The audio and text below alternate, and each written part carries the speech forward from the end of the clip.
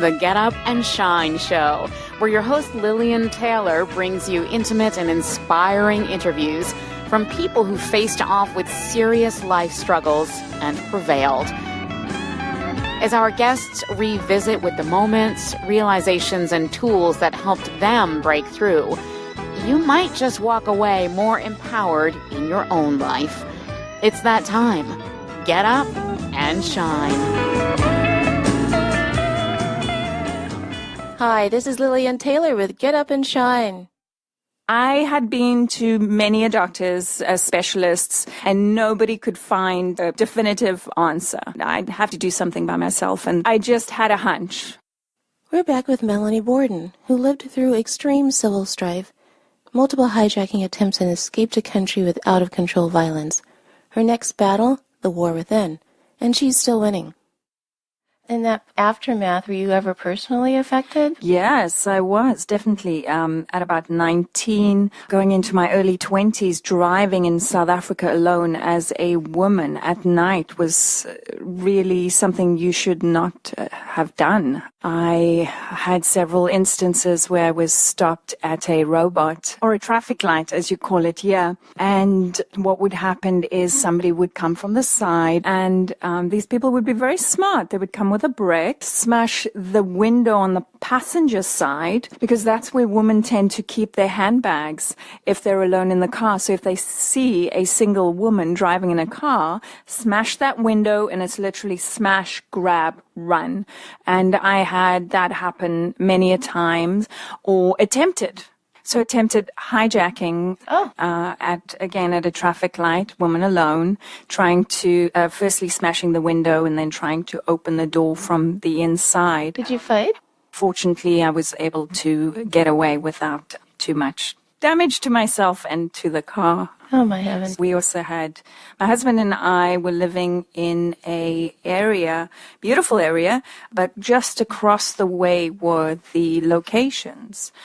One night as we went out to a family member's birthday party, came home at about 12 o'clock at night and saw flashing lights, which is a familiar sight. You just don't think it's going to be your house when you get there. So you see the flashing lights of the police cars, and my TV was lying on the front lawn, as were a lot of other things. It was raining that evening, so everything was damaged that was there. What they would do is come across the highway, and every single piece of glass, windows, doors, etc., would have burglar bars on them. And they know this, so they wouldn't be able to get in the door. So they would go up the roof and rip the roof tiles out. As they ripped the roof tiles out, they would let a small child in to open the doors from the inside. We were going to leave for America about 3 months after that date, and we had packed everything in boxes. So our photographs, our valuables, every single thing was ready in a box for them to take. So they opened the door and grabbed what they could, and must have been interrupted by the cops or by the security, because the neighborhoods that we lived in had to have security. Pretty much everything else was gone. And because it was raining, the rain had come through the ceiling, and so everything, furniture, etc., had a lot of water damage on it as well. So that was our farewell. Yeah. So one of the things I want to talk about, and if I were you, I would find it hard, but I think that you can go there, and I think you trust me, resentment. I'm sure there were times when you felt a buildup of resentment about everything that was going on. No. Really? I don't think so. I don't think that's a place that I necessarily go. Why? Resentment is one of those useless emotions that doesn't serve you as you go forward. So that is something I need to learn. Resentment, regret, even guilt sometimes, we delve, or we hold on to those emotions, we hold on to them too tight. To some extent, they're useless. They just don't serve us in the future. There's nowhere you can go with them. Maybe it's a defense mechanism, but I don't see the point in it. And that emotion, I just almost don't feel it. So you learn from it, and then that's where you let it go, and then you take the next step forward. My mom was a single mom, and I think one of the biggest lessons she taught me is you motor on, you just go through and you continue on your track, and you got, as long as you have a focus or you know where you're going forward, then that's where you go. Why look back at what has happened or look back at the negative emotions attached to something? That's looking back, look forward. So this is maybe something, because of the consistency of these sorts of events, it's just part of life and you just don't. I think so. It's part of life. We all have these experiences. But I see there's hurt. If you flip it on its side and say the perpetrator, the person who is perpetrating, what experiences or what events in their life brought them to that specific place? What is it that brought them to the place where they would be violent or take what doesn't belong to them? So what do you feel about all of that? What do I feel? I feel for everyone in South Africa that at that time, talking about it makes me think of both sides. It makes me think, I think I am empathetic, and what I'm able to do is see both sides, and I can see how somebody who would get to the point where they become violent or they become aggressive, I can feel their pain. I can feel where it is that they come from and what it is that causes them to get to that point. So when you think about those things and what happened to people, then it's very difficult for you. Yes. I see. Okay. Thank you. I'm so sorry. No, don't be. I always joke that this is my natural state. I do a lot of that too. This is who I am 95% of the time. Even, for example, in a yoga class, when I see something that moves me, it can be the tiniest little thing, I go to tears. It's just who I am. I joke that that's just energy moving through me. When you left, you were leaving behind your mom and dad? Mom, dad, sister, brother, all of my family, uncle, aunts, cousins. My husband had a sister, actually 2 sisters here in Boca Raton. Having to leave everyone that you've ever known, was that tough? It was, and it wasn't. In some ways, yes, we were leaving behind the country and all of these things that had happened to us. And so that was, we were happy to leave, or we were content to leave. Leaving behind family was not pleasant, but knowing that we would see them often enough. And then there's the excitement of coming to something new, coming to what we thought and what ended up being something better. Had you ever considered going back? I didn't give this a whole lot of thought. For me, it was an adventure, but for my husband, for example, for him, he knew that would be the last time he would be in South Africa. He had absolutely no plans on coming back at all. Not even for a visit? I think our farewell burglary might have been the last straw for him. Yes, we knew that we were coming to something better. We had family here who had already made lives for themselves, so we knew what we were looking ahead to. This was actually the first time either of us had ever left the continent of Africa. My husband was in the military up north, so he had ventured out of the country, but this was the first time I actually left the country, and we'd not seen America or we just kind of went on hearsay and knew that would be better opportunities for us. Mm-hmm. Now, once you got to the United States, there came a time when you became quite ill. Yes, I did. You already had your children by then. I did. My oldest was about 8 years old at the time. We were living in North Carolina. We were in North Carolina for 10 years. And my husband had an opportunity to come out to Florida. It was a wonderful opportunity, and so we did. We moved out. I was homeschooling the kids at the same time, and it was good that I was homeschooling them because we could just up and leave, and we could take our school along with us. But what I didn't realize is the move, supporting the family or being kind of the emotional rock of the family, and then homeschooling at the same time was so stressful. And me being the person that just motors through and moves on, didn't really look back or take care of myself much. And so it manifested in inflammation in my body. My joints became I experienced a lot of pain in my joints. I started reacting to different foods that I've never been allergic to before. I was unable to eat a lot of protein, whether it was animal and some plant proteins as well.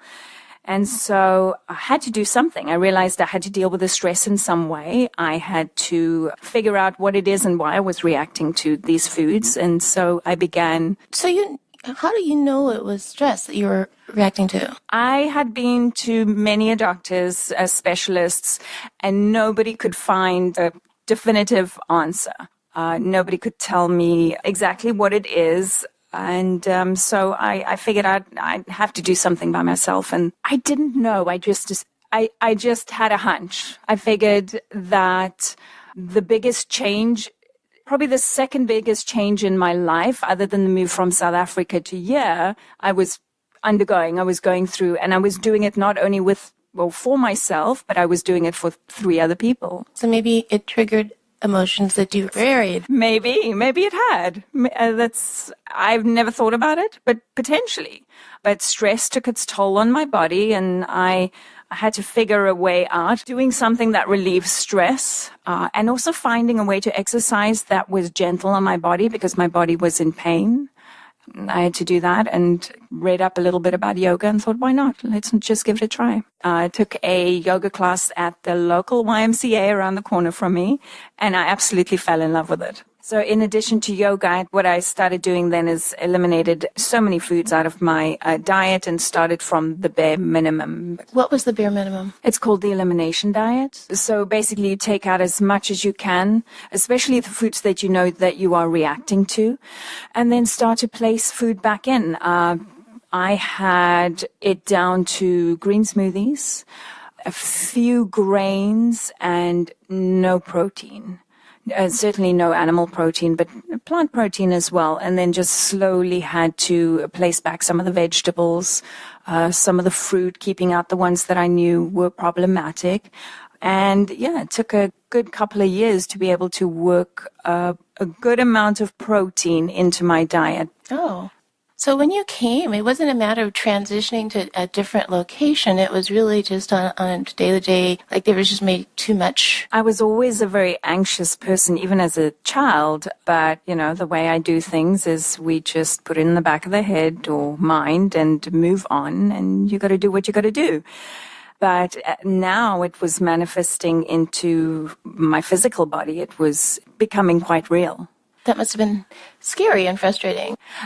Yes, it was frustrating, but as I started taking the foods out I was reacting to, the inflammation started going away, so I started feeling better. Your background, you said you're always a healthy eater. Since when? Since we were children. My parents were both athletes. My dad represented our country internationally, and eating healthy or healthy diet was always part of growing up. We knew the value of it.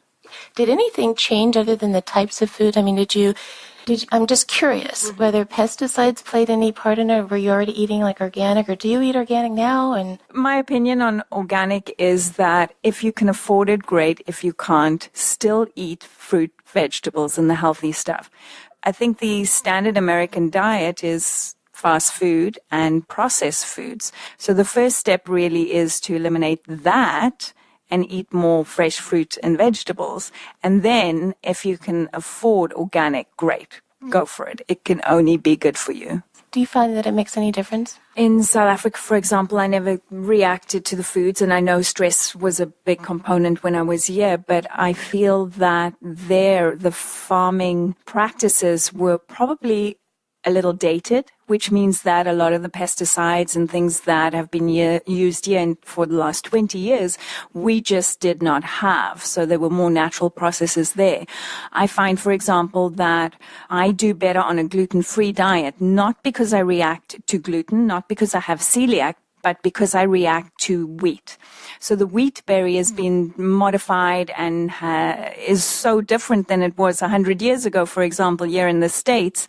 Right. It's completely different, and in South Africa, wheat was never an issue for me, but there's something about the wheat berry in the States here that was not compatible with me.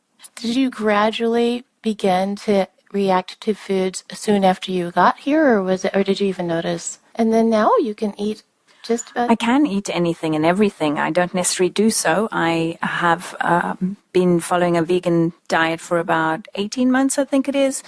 And it began with years ago when protein was one of the things that I reacted to, animal protein being one of the biggest triggers.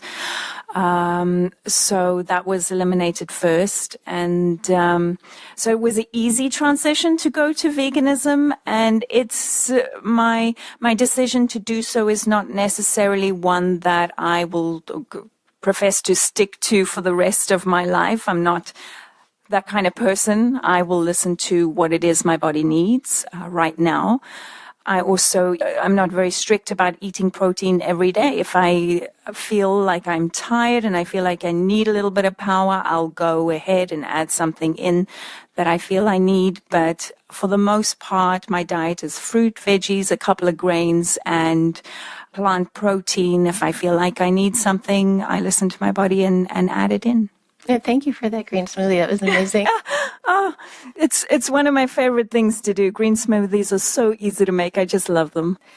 So, all the inflammation gone? Not all the inflammation.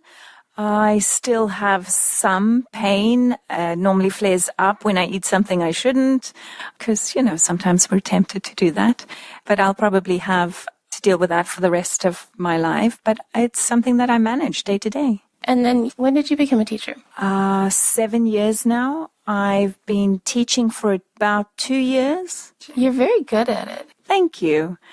I love philosophy, and I used to read, honestly, for fun, Western philosophy, and I used to study it, and this was way before yoga. I've always been absolutely fascinated by humans and why they act the way they do.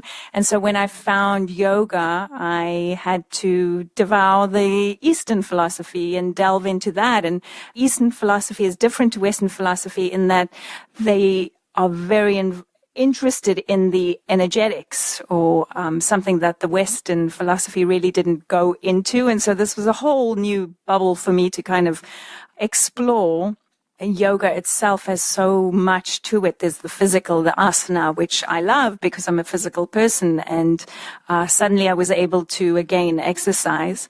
But there's this whole other big part of it that is a way to really explore yourself, to go deeper into the meditations, how the mind works, how you react emotionally, how the emotional body, as they call it in yoga, affects the physical body, which is really what I've just gone through. This stress really was a way that my emotional body was attacking my physical body. And so to understand that and bring that kind of full circle was absolutely amazing for me. I had this beautiful package that was yoga to devour and to bring into my life. And yoga gives us amazing tools. Just shavasana at the end of your yoga practice is 5 minutes of absolute silence and quiet time just to go inside and to have a look deeper at some of your habitual patterns, mental, emotional patterns that are there that we don't even realize or have the time to explore. So through yoga, I was able to deal maybe with the anxiety that I'd never been able to deal with before in my life. Okay, so explain to our audience a little bit more about yoga. Now, it derived from Hinduism, but it is or is not a Hindu practice? No, certainly not the way that we practice it here in the West. Yoga did grow up in India and around Hinduism, and there's a lot of beautiful traditions and the philosophy is seeped inside of it, but yoga is a way to explore yourself. It is not only the asana or the physical practice. If anything, it's through the physical practice as well as other practices like breath work and energetic work and mental and emotional exploration that we get to know who we are, get a little closer to who we really are inside, get to know who you are. I find, for example, one of the branches of yoga is meditation, and that has been probably one of the biggest things or one of the most helpful things for myself. Through meditation, you have the opportunity in the stillness and the quietness to look at the patterns inside of yourself. How do I emotionally react to things? How do I mentally react to things? And it's only through the quietness and the stillness of the meditation that we really get to know who we are. So this whole beautiful package that is yoga that has 8 very specific limbs to it, each one takes us a little bit closer to the true you. You know that big yawn with arms way up, shoulders pulling back? Enjoy that same full, gentle stretch throughout all of your body every single day. You'll get more oxygen in your body, feel better, be more alert, and improve your balance and flexibility. It's the perfect way to get up and shine. Keep radiating throughout the day by being quiet and kindly honest with yourself. Be right back.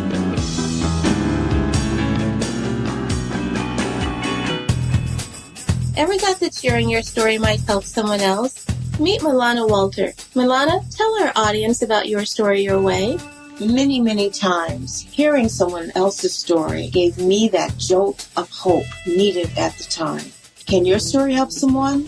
At Your Story Your Way, we help you tell it as a short story, book, or script. No one knows your story better than you. So what are you waiting for? Visit yourstoryyourway.com.